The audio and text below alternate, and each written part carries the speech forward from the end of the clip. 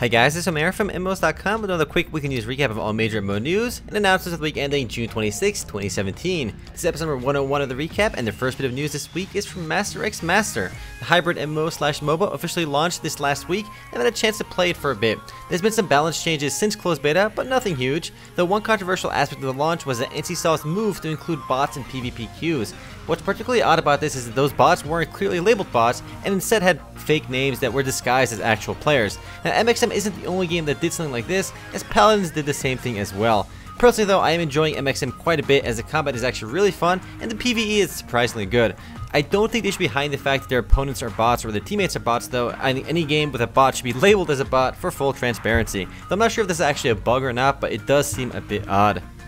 Next up, we have another new game launched this week. The Secret World of Legends officially went live this last week and is playable by everybody. Secret World Legends is an overhaul of the original Secret World game and features over 100 hours of story-driven content. The big change in Secret World Legends, though, is the revamped combat system, which is now action-oriented, and the move to make all of the game's story content free, whereas it had to be purchased before in issues and increments. Anyone interested in a story-driven MMO should definitely check this one out. There really aren't too many MMORPGs out there with engaging stories. Off the top of my head, you have games like Star Wars: The Old Republic and Final Fantasy XIV. WoW to a degree as well, but WoW is more lore heavy than story driven.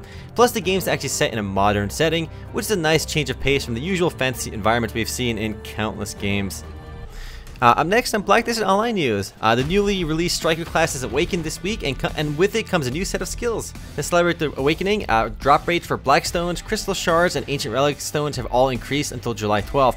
In addition, some changes have been made to the PK penalties, namely PK karma loss has been doubled from 60,000 to 120,000 to further discourage PKing. This change has obviously had met with a lot of controversy and mixed feelings, as some have claimed that this change would kill open world PvP as is.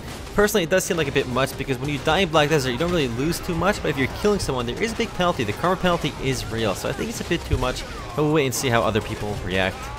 Next up, a bit of fun news related to Final Fantasy XIV. A YouTube channel called NoClip released a documentary called Final Fantasy XIV 1.0, which chronicles the story behind Final Fantasy XIV's ill-fated 1.0 launch and some background behind the scenes. It includes interviews with Square Enix's CEO, some of the programmers behind Final Fantasy XIV, and even Yoshi P himself. Even if you didn't play Final Fantasy XIV, the documentary is actually quite interesting. I personally love gaming documentaries, so I thoroughly enjoyed it myself. I've also played quite a bit of Final Fantasy XIV this last week, pretty much non-stop, which probably made me enjoy the documentary a bit more too. But if you haven't seen it, it's well worth checking out. It's a 3-part documentary, and I think only the first part is out right now. If you do like gaming documentaries though, we have a page on MMOs.com for all of the MMO documentaries that we could find, so check that out too. Up next, all roads lead to Ragnarok. That's something I haven't said in a while, but this week we have some Ragnarok Online news. Warport will be launching a progression server for Ragnarok, which starts off content at 2003 levels and releases new content every single month. The new server will be called Ragnarok Restart and is expected to begin soon. We have no word on exactly when it's going to begin, but we do know it'll be soon. Given how popular EverQuest's progression servers have been, I suspect Ragnarok's Restart server will be quite successful as well, especially with how much strong nostalgia there is out there for Ragnarok. Hell, I might try it out myself too, because it will be free to play. But there will be optional subscriptions as well. The EverQuest progression server did tremendously well, even though it was subscription only. This one will be available for free users as well. Next up, Vindictus makes it into the news recap once again. This week, the Korean version of the game previewed their newest playable character, Miri, and even released a trailer for it. Miri is the 12th playable character in Vindictus, and given that it's not out in Korea just yet, we'll have to wait a bit longer for the eventual Western release. In some more positive news though, the Vindictus Rise Revolution update, which we previewed a couple weeks ago, launched this week, which condensed the game's story, added new basic default skills for all characters, updated equipment stats, and much more. It's actually by far the biggest update for Vindictus, and next on is celebrating the update with events and sales. And despite launching back in 2010 in the West, Vindictus still remains fairly popular even today. Gets about 500 or so users on Steam alone, and probably much more on the Nexon launcher. Moving right along, Kritika Online from Inmass is preparing to launch into open beta. It's been out in Southeast Asia for some time already and completed its closed beta test here in the West relatively recently, earlier this month, and is moving into open beta on Thursday, June 29th, which is actually this Thursday. Anyone who bought the Founders Pack can actually start playing on June 27th, 2 days earlier than anyone else. I played the CBT myself, and while I had fun, it felt so similar to other stage-based MMORPGs with instance dungeons and persistent towns, so think stuff like Dungeon Fighter Online or Dragon's Nest and whatnot. Still, the combat is fun, so if you haven't played this one just yet, it's still worth trying. Next up, Diablo 3's Necromancer class is officially launching tomorrow on the 27th. For $15, players get access to the new Necromancer class, as well as a handful of other items and convenience goodies, such as 2 additional character slots, additional stash tabs, and a bunch of other items. The package is dubbed a content pack and is accompanied by patch 2.6, which also includes free content to all players whether they bought the Necromancer pack or not, as long as they have the Reaper of Souls expansion. The update includes several new zones, challenge rifts, and more. I'm a little iffy about putting a class behind a paywall in a buy-to-play game.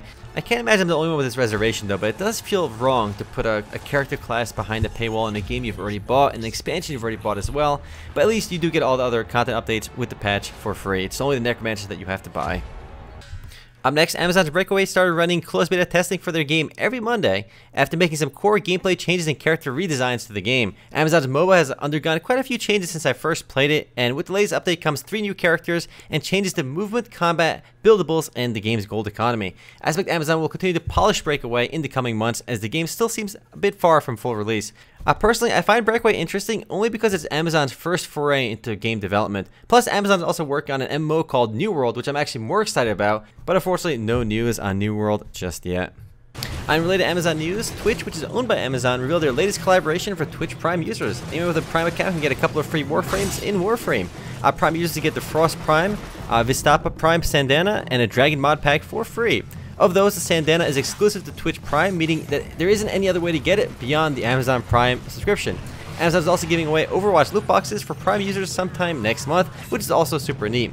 If that sweet 2-day free shipping wasn't enticing enough, free goodies and video games through Twitch Prime may push some people into subscribing. I'm definitely a fan and a Twitch Prime user.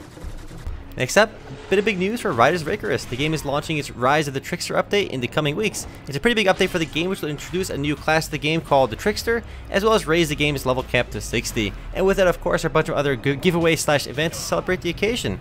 Actually, Rise of Icarus is set to officially launch sometime in early July, and I suspect it will coincide with the release of Rise of the Trickster.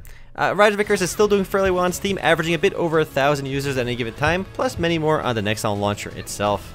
Moving right along, we have a mobile game launch this week. Fate Grand Order officially launched into full release here in the West on June 25th, and it's a big one, mainly because it's been so successful in Asia. I've played it myself, and it's got really great production value. If you never played it, it's very similar to any of the waifu/hero collector games out there, but it kind of stands apart mainly because of its top-notch production value. But yeah, give it a try.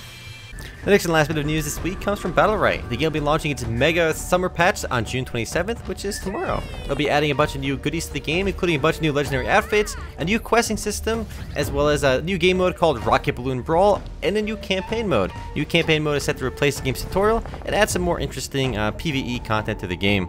The Mega Summer Patch also signals the start of Season 4 for the game, so a new round of ranked ladder for everyone to enjoy.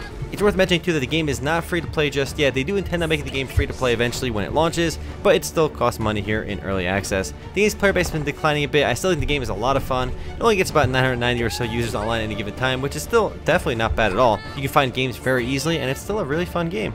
Alright guys, that's it for MMO News this week. I'll see you guys tomorrow for the podcast. Later guys.